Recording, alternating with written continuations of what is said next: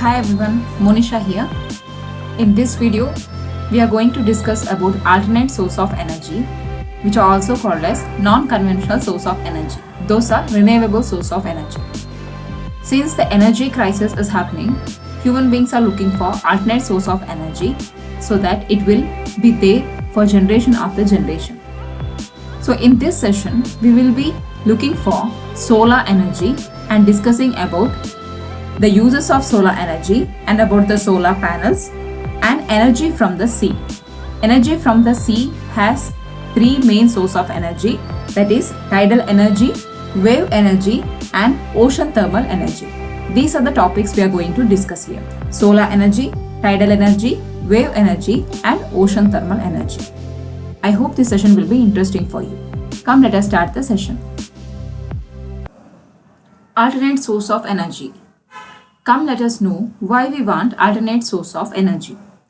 With technological progress, our demand for energy increases day by day. Our lifestyles are also changing. We use machines to do more and more of our tasks. Our basic requirements are also increasing as industrialization improves our living standard. As our demand for energy increases, we need to look for more and more source of energy. We could develop the technology to use the available or known source of energy more efficiently and also look to new source of energy. Any new source of energy we seek to exploit would need specific devices developed with the source in mind. We shall now look at some of the latest source of energy that we seek to tap and the technology designed to capture and store energy from that source. Fossil fuels, which are traditionally used by human beings everywhere as an energy sources, are non-renewable source of energy. These sources are energy which are limited and will disappear after some time. They are being consumed at a larger rate. So if it is finished, means then the energy resources will also be completed. Then what happens to the human beings? So we are trying to tap alternate source of energy. Come, let us know what are alternate source of energy. Here I have given some example for alternate source of energy. Those are solar energy, wind energy, hydro energy, geothermal energy, biofuel and biogas energy. These are alternate source of energy which are renewable, which will not deplete even after the usage of it. Come, let us know in detail. Solar energy. Did you know all the energy we use comes from the sun? You probably know that. It's true for solar panels. But the sun is also the ultimate source of energy generated by wind, water and fossil fuels. It works like this. Heat from the sun drives the air current and water current that turns wind turbine and power hydroelectric dams. Meanwhile, the rays of the sun also helps the plants to grow. They ultimately become wood, coal and gas. What if we cut off the middleman to open the most direct path between the sun and the energy we use every day? Let's take a step back so we can understand the real power and potential of the sun. The sun is the massive flaming gaseous ball 330,000 times larger than the earth. At its core, the sun is 27 million degrees Fahrenheit, which is 60,000 times the temperature of your oven when you bake a pizza. The sun gives off lots of energy into space as heat and light called solar energy.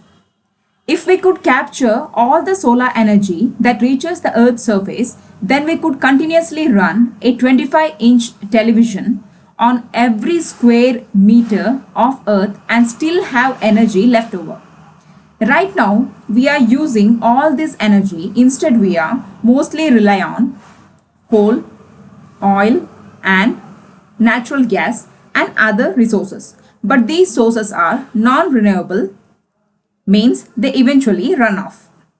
In fact, if we keep using these non-renewable resources at the rate we are using now, we may run out of oil and gas in the next 50 or so years and coal in the next 115 years.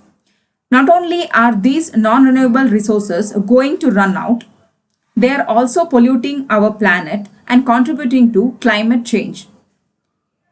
The sun's energy, on the other hand, will not run out for next 5 billion years. That makes a renewable resource. Other renewable resources like wind and water will also provide us with energy, but even all the energy we can get from all these sources added together is still less than 1% of the solar energy reaching the earth. It's clear that the potential of the solar energy massively outshines against its competitors. How exactly do we harness the solar energy? Solar panels directly converts solar energy into usable electricity using a special material called silicon. Another way to harness solar energy is through a process called concentrated solar power, which uses thousands of mirrors to reflect sunlight onto a tower. The heat captured in the tower makes the steam that flows through the steam turbine, which generates electricity. But even though by heating these promising technologies to capture solar energy, there are still many challenges with using solar energy in a large scale. For example, the amount of solar energy we can harness can change based on place and time. Some parts of the world gets much more solar energy than others. Solar panels in Sahara Desert will produce more energy than those in Seattle. But even in the sunniest places, the sunlight still is inconstant. The changing of seasons, the cycles from day to night, and even clouds in the sky can reduce the amount of available energy. To make solar energy usable when and where is less available, we need to improve energy storage and transmission system. Above all, we also need to make solar technologies more efficient and less expensive. Currently, less than 1% of all energy produced and used in the United States comes from solar energy. But as more researchers, private citizens, and entrepreneurs and government agencies are recognizing its amazing potential, are moving closer to the solar powered society. Every day, every day. Tidal power. Tidal power is a form of hydropower that converts the energy from the natural rise and fall of the tides into electricity. Tides are caused by the combined effects of the gravitational forces exerted by the moon, the sun, and the rotation of the earth. Tidal plants can only be installed along coastlines. Coastlines often experience too high tides or too low tides on a daily basis. The difference in water level must be at least 5 meters high for producing electricity. Tidal electricity can be obtained by several technologies, the main ones being tidal barrages, tidal fences, and tidal turbines. Ocean current generates relatively more energy than air currents because the water is 832 times more dense than air and therefore applies greater force on turbine. Tidal power is easy to install and renewable, having no direct greenhouse gas emission and low environment impact. I hope you understood this. Wave energy. Waves are created by the wind, which in turn caused by the sun. This makes wave energy a renewable resource. A flashing beacon on the top of the device alerts passing ships. As the surface of the water moves up and down, the float moves with the waves while pulling on a cable below. The column of the magnets move up and down with the waves inside the generator coils. An electric current is induced in the coil of wire as the magnets move up and down. The wave energy machine is securely anchored to the seabed.